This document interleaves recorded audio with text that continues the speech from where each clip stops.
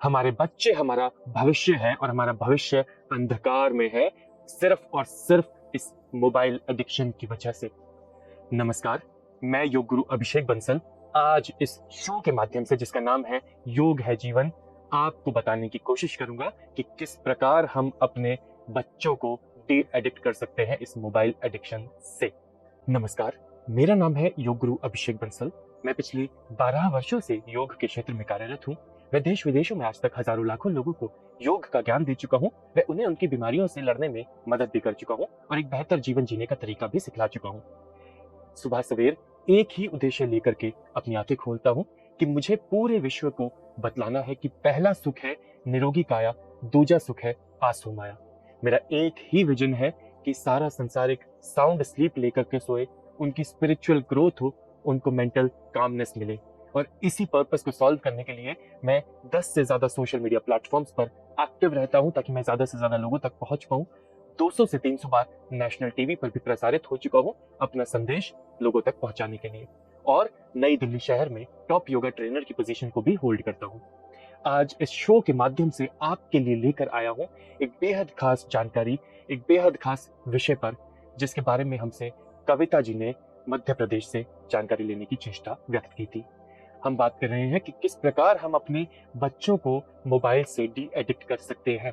कविता जी बताती हैं कि उनके 2 बच्चे हैं जो दोनों ही मोबाइल से पूरी तरीके से एडिक्टेड है। उनके घर में आईपैड्स, उनके आईफोन्स, उनके लैपटॉप्स को एक समय भी राहत नहीं दी जाती है। यहाँ तक कि बच्चों को एडिक्शन हो चुकी है multiple screens at the same time use करने की। बच्चों का दिमाग बिल्कुल भी शांत नहीं रह पाता है। वे बिना स्क्रीन्स के खाना नहीं खाते हैं। वे बिना स्क्रीन्स के कोई भी एक्टिविटी दिन की नहीं करते हैं। उनके सामने निरंतर कोई ना कोई स्क्रीन, 1 स्क्रीन, 2 स्क्रीन, 3 स्क्रीन या चारों स्क्रीन सदैव ऑन रहनी चाहिए, नहीं तो वो अशांत हो जाते हैं, घर में कलेश करते हैं। छोटे छोटे बच्चे बहुत ही ज्यादा उत्तेजित हो जाते हैं। उनकी आईज बॉल्स हमेशा किसी न किसी स्क्रीन से स्टिक रहती हैं, किसी न किसी स्क्रीन की तरफ निरंतर देखती रहती हैं। एक बार तो कविता जी कहती हैं कि उन्होंने बहुत ज्यादा नींबू अर्थात खटास अपने बच्चे के खाने में मिला दी और उनके बच्चों ने वो खटास वाला खाना बिना किसी संकोच के खा लिया, जस्ट बिकॉज कि उन बच्चों के सामने स्क्रीन्स थी और वो स्क्रीन से बिल्कुल ग्लूड थे, चिपके हुए थे। उन्हें बच्चों को एहसास ही नहीं हुआ। इसके कॉन्सिक्वेंसेस मैं समझता हूं और मैं चाहता हूं कि आप भी समझें कि जब तक बच्चे कॉन्शियसली खाना नहीं खाएंगे तब तक उस खाने को वो ठीक से पचा नहीं पाएंगे और बहुत ही जल्द बच्चों में वेट इश्यूज आ जाएंगे। उन्हें बहुत ही अर्ली स्टेज में डायबिटीज या बहुत ही अर्ली स्टेज में थायराइड जैसी समस्या का सामना करना पड़ सकता है। उनके स्ट्रेस लेवल्स बहुत ही ज्यादा हाई रह सकते हैं।